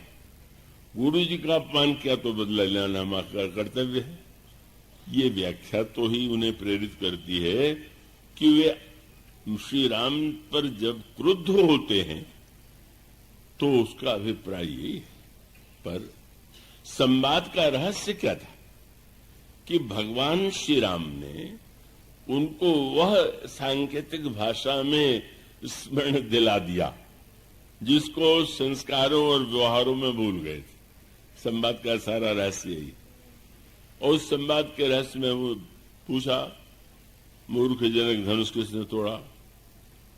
अब जनक जी बोल नहीं रहे, श्री राम सामने खड़े हैं और वो जानते हैं कि महाराज का अस्त्र तो फरसा है, राम तो दोनों है और दोनों जीवन में अस्त्र ग्रहण करते हैं। अगर परशुराम जी के हाथ में फरसा है तो श्री राम के हाथ में धनुष है। और कैसी अनोखी बात है, इन राम को हम परशुराम कहते हैं तो जिनके हाथ में धनुष है उनके लिए कहना चाहिए धनुष राम। पर वो धनुष राम नहीं, केवल राम, और वो परशुराम। इसका अर्थ क्या हुआ? परशुराम जी को लगता है कि बस सबसे महत्वपूर्ण वस्तु फरसा दंड है, बस जहां कहीं बुराई हो रही है उसको मिटाने का उपाय है उसका सिर काट दो। श्री राम धनुष है और धनुष के द्वारा उन्होंने कितने बड़े युद्ध लड़े। पर उस श्री राम के नाम में राम केवल है, वह राम धनुष राम नहीं है, कोई उपाधि नहीं है। और इसलिए संक्षेप में सूत्र इतना ही है कि जब उन्होंने पूछा कि राजा जनक किसने धनुष तोड़ा, तो भगवान राम ने जिस भाषा में उत्तर दिया वही सत्य था। भगवान राम ने कहा, महाराज परशुराम जी ये तो नहीं समझ रहे हैं कि यही छोटी अवस्था का किशोर धनुष तोड़ने वाला है, क्योंकि उनको कोई उन पर चिन्ह दिखाई नहीं पड़ा। तो उन्होंने कहा, महाराज ये जो धनुष से तोड़ने का यदि आप प्रश्न करते हैं तो नाथ शंभु धनु भंजन हारा कोई एक दास तोड़ा। सीधे कह सकते थे हाँ मैंने तोड़ा, कह सकते थे मैंने तोड़ा मुझे क्षमा कर दीजिए, या आजकल का जोश होता तो कहते मैंने तोड़ा है जो करना हो कर लीजिए। लेकिन दोनों तो नहीं हुआ। श्री राम ने भी नहीं कहा कि मैंने तोड़ा और ये भी नहीं कहा कि तोड़ लिया, आपको जो करना हो कर लीजिए। भगवान राम कहते हैं बस यही तो सूत्र है। चित्त अहंकार, कितने अहंकार शून्य, मैंने तोड़ा नहीं। धनुष तोड़ने वाला शंकर जी का कोई दास होगा। मानो पहले संस्कार पर प्रहार किया, आपने मान लिया कि शंकर जी का धनुष तोड़ने वाला शंकर जी का शत्रु है। ऐसे कैसे? तोड़ने वाला वो तो भगवान शंकर का कोई दास होगा। और कितना तात्विक संकेत कि आप भगवान शिव को इतना महान मानते हैं तो आपको टूटने के बाद आपने ये कैसे पाल लिया कि शंकर जी का धनुष कोई तोड़ सकता? बस बहुत बड़ा प्रश्न था। अगर शंकर जी ईश्वर हैं तो टूटेगा तो उनकी कृपा से टूटेगा और तोड़ने वाला उनका कृपा पात्र होगा कि अभिमानी होगा? आपने कैसे मान लिया? मानो आपकी समझ की ये भूल है कि ये कोई चुनौती है। नहीं, वो तो कुछ नहीं। तोड़ने वाला कोई आपका दास होगा। आपका दास माने शंकर जी की बात तो जाने दीजिए, शंकर जी के शिष्य का, सेवक का भी दास नहीं समझ पाए और बिगड़ खड़े हुए। सेवक की यही परिभाषा है कि वो किसी अपने स्वामी की वस्तु को तोड़ दे। ये तोड़ना शत्रु का कार्य है। सेवक सो जो करे सेवकाई, अरि करनी करी करिए लड़ाई। और याद दिलाया, बोले तुम बड़े कोमल स्वभाव के हो, बड़े विनम्र हो, तुम पर मैं बता देना चाहता हूं। सुनो राम जय शिव धनु तोरा, सहस बाहु समसोड़।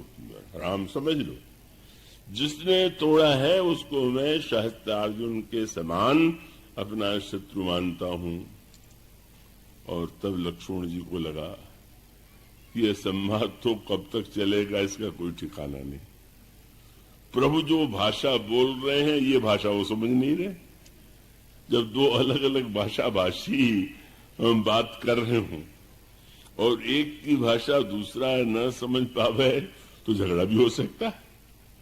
तो समझ गए कि प्रभु जो कह रहे हैं उसको वो जिस स्थिति में बोल रहे हैं महाराज जिसको समझ नहीं रहे, तो इनकी भाषा में मैं इन्हें समझा दूं तो शायद अधिक ठीक होगा, जल्दी समस्या का समाधान हो जाएगा।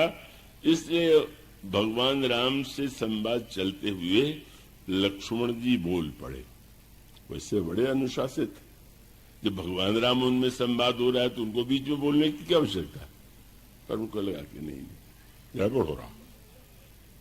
इसलिए इसको तोड़ने के उन्होंने सिद्धांततः संस्कार के जो दोष हैं और जिसके कारण इन्हें क्रोध आ रहा है, इतना बुरा मान रहे हैं, उसका उत्तर दे दिया।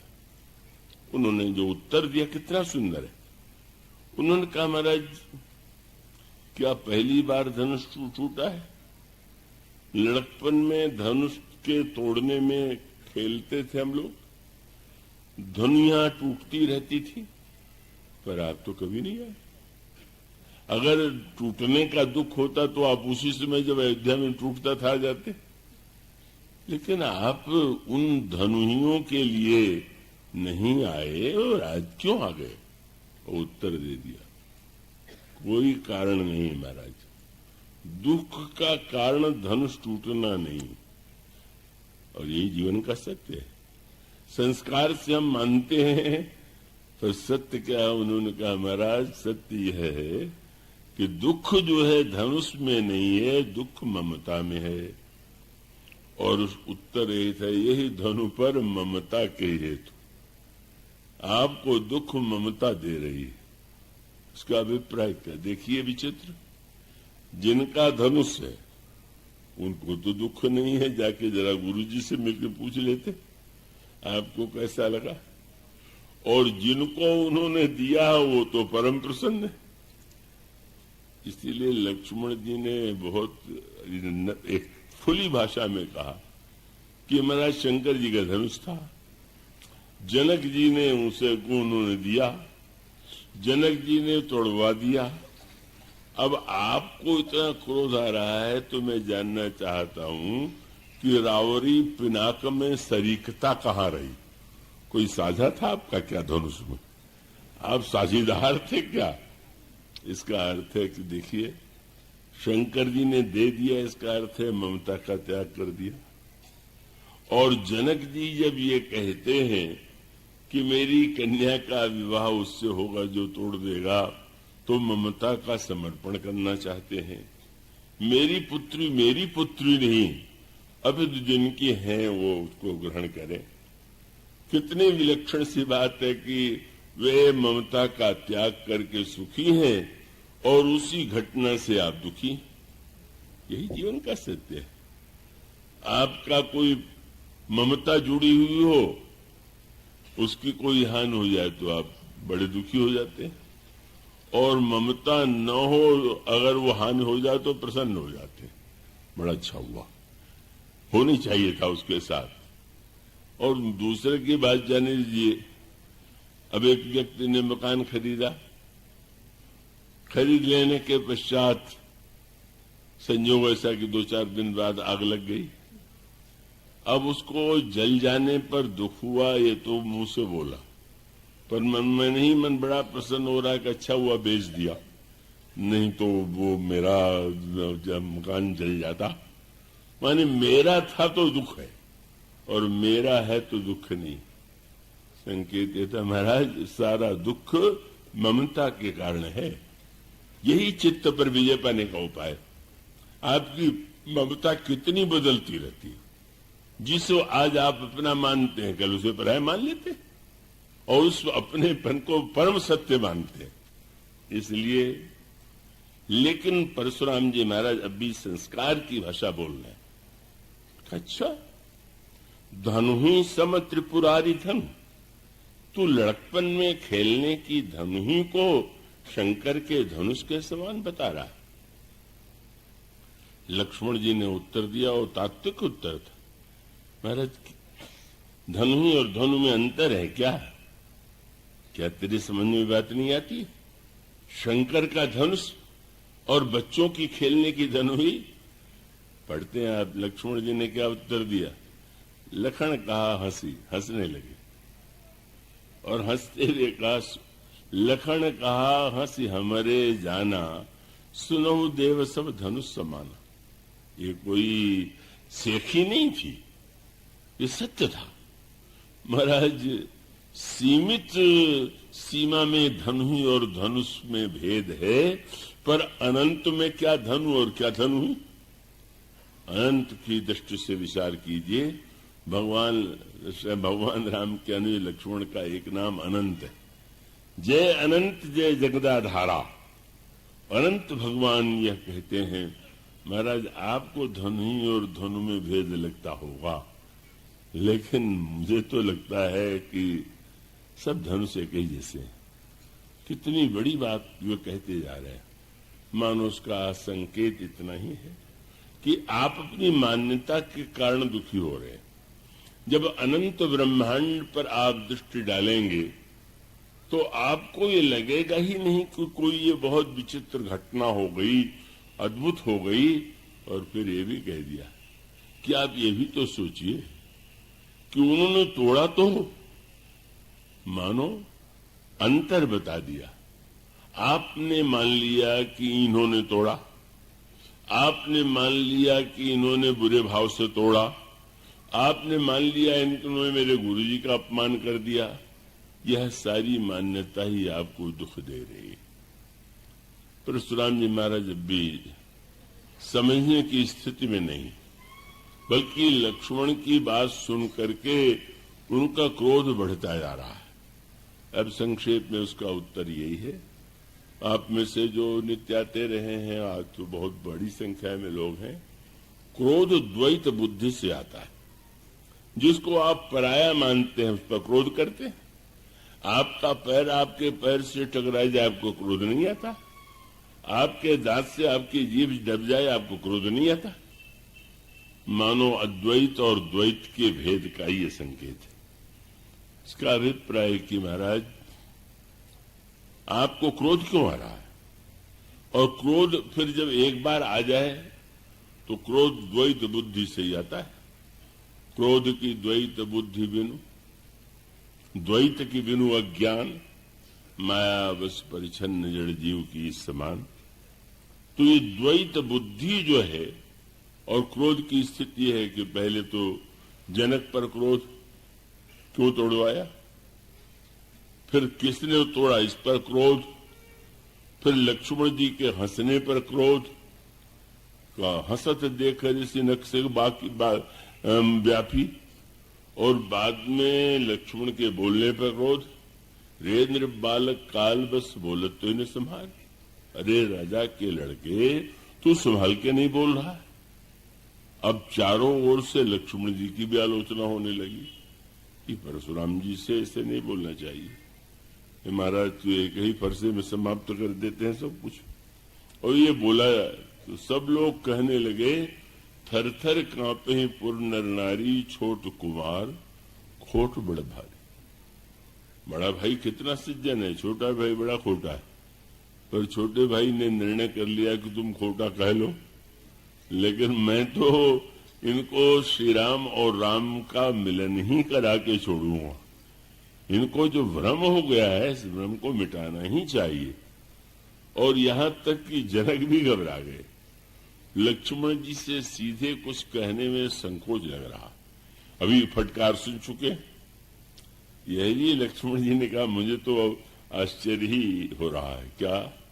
एक महापुरुष आप, दूसरे महापुरुष जनक, ये भी थोड़े देर पहले दो दुखी थे। क्यों? बोले धनुष क्यों नहीं टूटा? अब आपको दुख है धनुष क्यों टूट गया? अद्भुत महापुरुष हैं आप लोग। एक चाहता है टूटे, एक चाहता है न टूटे, और जिसके बारे में आप सोच रहे हैं उसको क्या कोई लाभ हानि है क्या? कितनी बड़ी बात कह दिया। कहा अच्छा ते लाभ जून धन तोड़े, मानो धनुष तोड़ करके सीता जी मिलेंगी, ये सत्य थोड़ी है। वह तो उनकी शक्ति ही है, न उनका कोई लाभ न उनकी कोई हानि। आपकी मान्यता आपको दुख दे रही है, उनकी मान्यता उनको सुख दे रही है। इसको छोड़िए, इसको। लेकिन अब क्रोध बढ़ता जा रहा है और फिर जनक जी को भी ये कहना पड़ा। श्री राम की ओर देखा, मस्ट करहु अनुचित भल लाए, बालक को रोकना चाहिए, ये अनुचित बोल रहा है। और जब ये शब्द कहा तो भगवान श्री राम बोले तो नहीं, पर नैन तरेरे राम, श्री राम ने आंख तरेर करके देखा, चुप। पर चुप तो हुए, पर वहां खड़े नहीं रहे। गोस्वामी जी कहते नैन तरेरे राम तो गुरु समीप गौने तुरंत। गुरु जी विश्वामित्र के पास चले गए। जब चले गए तो परशुराम प्रसन्न हो गए कि डांट पड़ गई और इसीलिए दूर चला गया। पर वहां जाके फिर बोलने लगे, और गए इसीलिए थे कि यहां बोलेंगे तो अनुशासन के विरुद्ध होगा, प्रभु रोक रहे मैं बोल रहा हूं, और मैं वहां बोलूंगा तो प्रभु चुप हो जाएंगे, क्योंकि गुरु जी हैं तो निर्णय वे देंगे, प्रभु नहीं देंगे, और बोलना आवश्यक है। इसलिए जब वहां से बोले तब वो बहुत बिगड़े श्री राम पर। मैं समझता था कि तेरा भाई खोटा और तू बहुत सज्जन, और मैं समझता था कि तू नेत्र से डांट रहा है, पर मैं अब समझ गया कि तू इशारा कर रहा था कि वहां जाके बोलो। यही उन्होंने कहा। अब मैं समझ गया कि बंधु कही कट सम्मत तोरे, तू छल विनय करस कर जोरे। उससे कह दिया तुम बोलो, और तुम हाथ जोड़े खड़े हो, क्या दोनों भाई मिले हुए हो। अब उसके बाद एक बात तो बीच में हुआ कि लक्ष्मण जी जब बोलना पहले बंद किया, ये तो बात की बात है, तो प्रभु ने देखा कि अब तो महाराज का क्रोध शांत हो गया होगा, क्योंकि बोल भी नहीं रहे लक्ष्मण, हंस भी नहीं रहे। पर प्रभु ने जब देखा कि महाराज ठीक है ना, तो बिल्कुल ठीक नहीं। क्यों? वह हंस नहीं रहा है, बोल नहीं रहा है, पर देख कैसे रहा है तुम देखो। गोस्वामी जी के शब्दावली यही, अजहु अनुज तो चितो अनैसे। जैसे देखना चाहिए वैसे देखा जाता है क्या? अब देखने पर क्रोध, हंसने पर क्रोध, बोलने पर क्रोध, टूटने पर क्रोध, जिसने धनुष की प्रतिज्ञा किया उस पर क्रोध। यही है द्वैत बुद्धि की पराकाष्ठा। यही चित्त की समस्या है और झगड़े की जड़ यही। यह द्वैत बुद्धि जो है सारे झगड़ों को मनुष्य के जीवन में लाए हुआ है। और अंत में कितना अच्छा हुआ। अंत में फिर आप देखते हैं कि भगवान श्री राम से जब उन्होंने ये कहा कि महाराज आपका क्रोध शांत कैसे होगा, तो उन्होंने कहा कि दो उपाय, लड़ो, तुम जीत जाओगे तो ठीक है, और अगर तुम न लड़ना चाहो तो एक ही उपाय है कि ये जो तुम्हारा नाम राम है वो तुम्हें नहीं, वो मेरा नाम। ये तुम्हारा नाम कैसे किसने रख दिया? वशिष्ठ ने कैसे भूल कर दिया? तुम्हारा नाम राम, मैं वो राम जो बाल ब्रह्मचारी, तुम राम जो विवाह के लिए आए हुए। मैं राज्य पर कभी सिंहासन पर बैठने की सोचता नहीं और तुम सिंहासन पर बैठोगे, तुम्हारा विवाह होगा। वास्तविक राम तो मैं हूं, इसलिए तुम अपना राम नाम छोड़ दो। प्रभु ने कहा महाराज युद्ध करने से क्या होगा? कहले युद्ध करने से एक जीतेगा एक हारेगा। तो उनका महाराज मैं अभी बता देता हूं। क्या? बोले सब प्रकार हम तुम सनहार। आप सोचिए, जो परास्त कर सकता है, जिसके गले में जयमाल है, वो भगवान राम कहते हम हर प्रकार से आपसे हारे हुए। और ये कहा महाराज, अगर नाम का झगड़ा हो तो राम मात्र लघु नाम हमारा, परशु सहित बड़े नाम तुम्हारा। महाराज आपका नाम परशुराम, मेरा 2 अक्षर का राम, उसमें भी छोटा। वर्ण आप कहते हैं आप ब्राह्मण हैं, तो मुझे आप क्षत्रिय के रूप में स्वीकार करते हैं, तो वर्ण में भी तो मैं आपसे न्यू नहीं हुआ। और एक बात कह करके उन्होंने याद दिला दिया। उन्होंने कहा कि महाराज आप तो, मैं क्या कह सकता हूं, महाराज मुझ में तो कोई गुण है ही नहीं। ये शब्द साधारण शब्द नहीं है, मुझ में एक भी गुण नहीं। तो क्या गुण बिना भी कोई व्यवहार हो सकता है क्या? तुम में कोई गुण नहीं है? किस तरह कह रहे हो? तो प्रभु ने अपने धनुष की ओर संकेत किया। वो संस्कृत में जो प्रत्यंचा है, डोरी है, उसको लिए गुण शब्द का प्रयोग करते हैं। रसी माने गुण। तो उन्होंने कहा महाराज मुझ में तो कोई गुण है नहीं। अगर गुण के बिना व्यवहार नहीं चलता है तो नाथ एक गुण धनुष हमारे, मुझ में नहीं है। अगर देखना ही है तो ये धनुष में गुण अवश्य।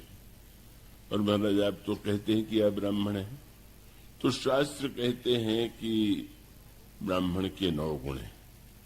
तो 9 गुण परम पुनीत तुम्हारे, मुझ में गुण है नहीं और आप में 9 गुण है। मेरा नाम राम, आपका नाम परशुराम। आप कहते हैं ब्राह्मण है, मैं क्षत्रिय हूं, तो मैं तो आपसे हर तरह से छूटा हूं।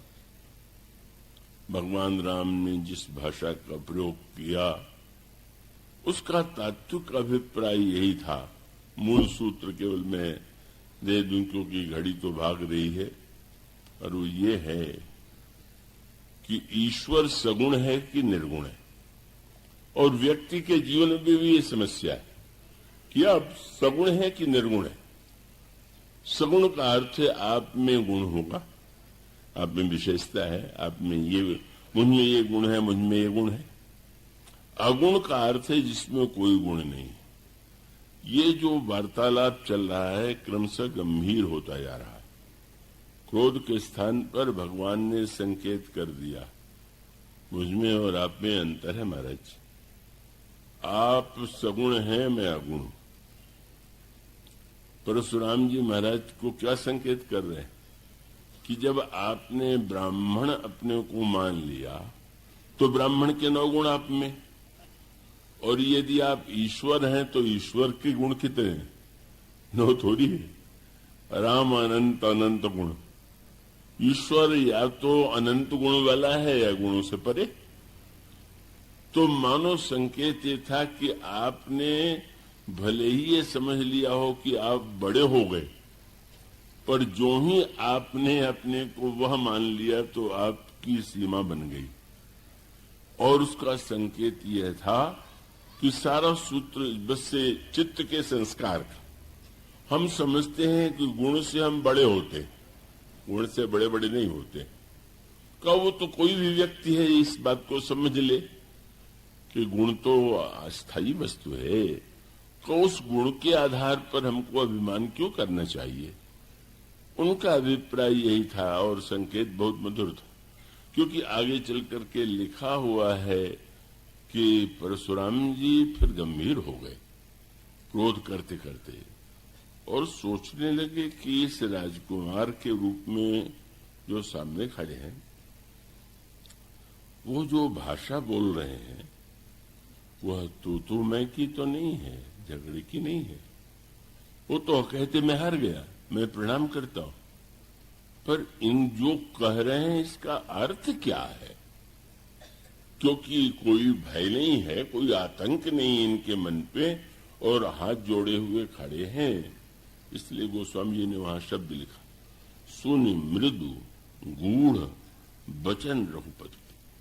श्री राम की वाणी अत्यंत मधुर होते हुए भी रहस्यमयी। मानो एक अवतार का दूसरे अवतार में स्थानांतरण क्या है कि उन्होंने जो बहिरंग व्यवहार का सत्य था उसी को व्यवहार में मान लिया और बार बार कहने लगे, उसमें भी संतोष नहीं कि भगवान राम ने कहा ब्राह्मण तो मेरे लिए पूज्य है, तो भी बेवर खड़े हुए। मैं पूरा ब्राह्मण हूं क्या? मैं दान मान लेने वाला ब्राह्मण नहीं हूं। मैंने कितने राजाओं का सिर काट करके अग्नि में भेंट कर दिया और दान दे दिया ब्राह्मणों को। मैं जैसे विप्र, मैं और ममता, यही व्यक्ति के जीवन की सबसे कठिन स्थिति। और बड़ा से बड़ा व्यक्ति भी अगर इसमें आवेगा तो बंधे बिना नहीं रहेगा। ये मैं और मेरापन, इसलिए भगवान श्री राम की भाषा सुन करके उन्होंने गहराई से विचार किया, क्रोध शांत हो गया। क्या तात्पर्य? मानो प्रभु ने संकेत ये किया था कि धनुष में गुण है और आप में 9 गुण है, पर संकेत क्या है? भगवान राम जब धनुष चलाते थे तो उस प्रत्यंचा डोरी को, गुण को चढ़ा देते थे। बाण चलाने के बाद युद्ध समाप्त हुआ, डोरी उतार लिया। मानो संकेत था कि महाराज व्यवहार चलाने के लिए गुण स्वीकार करना चाहिए, लेकिन स्वीकार करने के बाद गुण चढ़ाई न रह जाए, गुण उतारना भी चाहिए। आपकी समस्या यह है कि फरसा चढ़ना जानता है, उतरना तो जानता नहीं। गुण को आपने सत्य मान लिया, गुण रहस्य ही था। आप कौन हैं? आप क्या कह रहे हैं?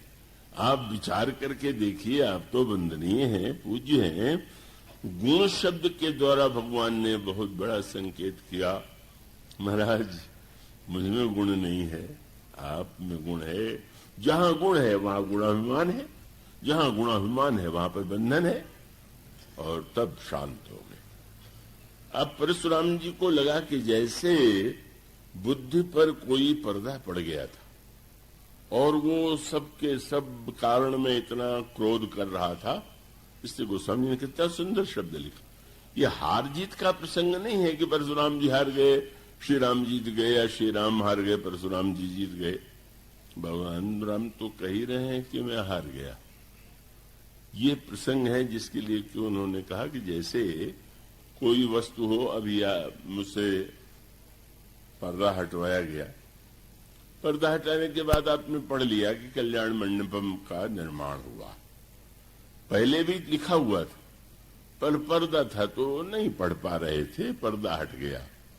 परशुराम जी को क्या लगा? सुनी मृदु गूढ़ वचन रघुपति के, उघरे पटल परशुधर मति के। बुद्धि पर जो एक आवरण आ गया था, द्वैत आ गया था।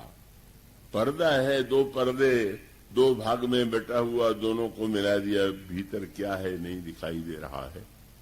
ओहो, अब थोड़ा गंभीर होकर के उन्होंने जो परीक्षा लिया वही चित्त के समर्पण की प्रक्रिया, चित्त के निरोध की प्रक्रिया है। उन्होंने ये कहा कि राम, अब मैं तुम्हारी परीक्षा लेना चाहता हूं। अब 2 महापुरुषों के द्वारा परीक्षा हो चुकी, विश्वामित्र जी के द्वारा, महाराज जनक के द्वारा। यह तीसरी परीक्षा सबसे अधिक कठिन। धनुष तोड़ना भी कठिन, लेकिन तब भी संभव। धनुष चलाना भी कठिन, पर चलाया जा सकता है। पर यह जो धनुष है, इसको खींचना है। सरल अर्थ यह है कि चित्त पूरी तरह से निरुद्ध हो जाए, अपने बस में हो जाए, अधिकार में आ जाए, तो समझ लेना चाहिए कि यहां पूर्णता है। तो उन्होंने कहा कि बस अब मैं यही चाहूंगा कि यह जो विष्णु का धनुष है उसे तुम खींचो और खींच करके चढ़ा दोगे तो मैं समझ लूंगा कि पूर्णावतार हो गया, मेरी भूमिका समाप्त हो गई। बस सूत्र मानो यह था कि धनुष विष्णु भगवान का है और भगवान विष्णु ही चित्त हैं, और चित्त तो उनका सहज रूप है और इसीलिए परिपूर्ण है, वो ईश्वर है। अगर आप उस धनुष को खींच करके चढ़ा देंगे तो मैं मान लूंगा कि अब नया अवतार हो गया और मुझे जो भूमिका अब तक दी गई थी अब पूरी हो गई। और तब एक नया दृश्य था, यही है पराकाष्ठा। योगी जो है चित्त को निरुद्ध करने की चेष्टा करता है, उसकी प्रक्रिया है। ध्यान करो, माने मन को जहां जा रहा है उससे खींचो, बुद्धि लगाओ, धीरे धीरे धीरे धीरे चित्त को बस में कर लो। तो परशुराम जी कहते हैं कि विष्णु अगर तुम हो तो धनुष को खींच लो, चढ़ा दो। पर आश्चर्य से परशुराम जी ने देखा श्री राम ने हाथ नहीं बढ़ाया। अरे, लेकिन अगले क्षण परशुराम जी महाराज ने देखा देत चाप आप ही चल गए। धनुष स्वयं परशुराम जी के हाथ से निकल करके चढ़ करके श्री राम के पास चला गया। बहुत बड़ा सूत्र था। बोले जो चित्त को खींच के बस करे में करे वह महान योगी, और जहां बिना प्रयत्न के चित्त चला जाए खिंचा हुआ वह ईश्वर है। वो प्रयत्न थोड़ी करता है। उसका अभिप्राय परशुराम जी कहते चित्त को खींच के दिखाओ। भगवान श्री राम ने उत्तर दे दिया, खींचने का प्रयत्न तो कर्तृत्व है। आप किसी वस्तु को खींचे तो मुट्ठी बांधे, हाथ से खींचे और मुट्ठी ढीली हो तो जो खींचा है वो आपसे छूट जाए। नहीं नहीं, श्री राम ने उत्तर भी दे दिया। परशुराम जी का तात्पर्य था कि बिना क्या तोड़े धनुष टूट सकता है। तुम दोनों भाई कहते हो नहीं तोड़ा। पुलक प्रफुल्लित गात जोरी पानी बोले बचन, मैं का कितना अभाव हो गया। इस भरी सभा में जहां अभी पहले श्री राम और लक्ष्मण ने दंडवत किया, सारे राजाओं ने प्रणाम किया, हाथ जोड़ करके खड़े हो जाते हैं और बिल्कुल पुलकित और प्रसन्न भाव से श्री राम की स्तुति करते हैं। जय रघुवंश बनज बन बानु, गहन दनुज कुल गहन किसानु। और उन्होंने कहा कि राम, मैं बार बार सोचता था तुम कैसे क्षत्रिय हो कि ललकारने पर नहीं लड़ रहे हो, पर तुम वो क्षत्रिय तो हो नहीं जो लड़ना जरूरी समझते हैं। जाए जब बुद्धि की जड़ता दूर हो जाए, अहंकार का धनुष खंडित हो जाए और चित्त जो है वो भगवान के पास खींचा चला जाए और उनके ही वशीभूत हो जाए, तभी यह मंडप सार्थक होता है। और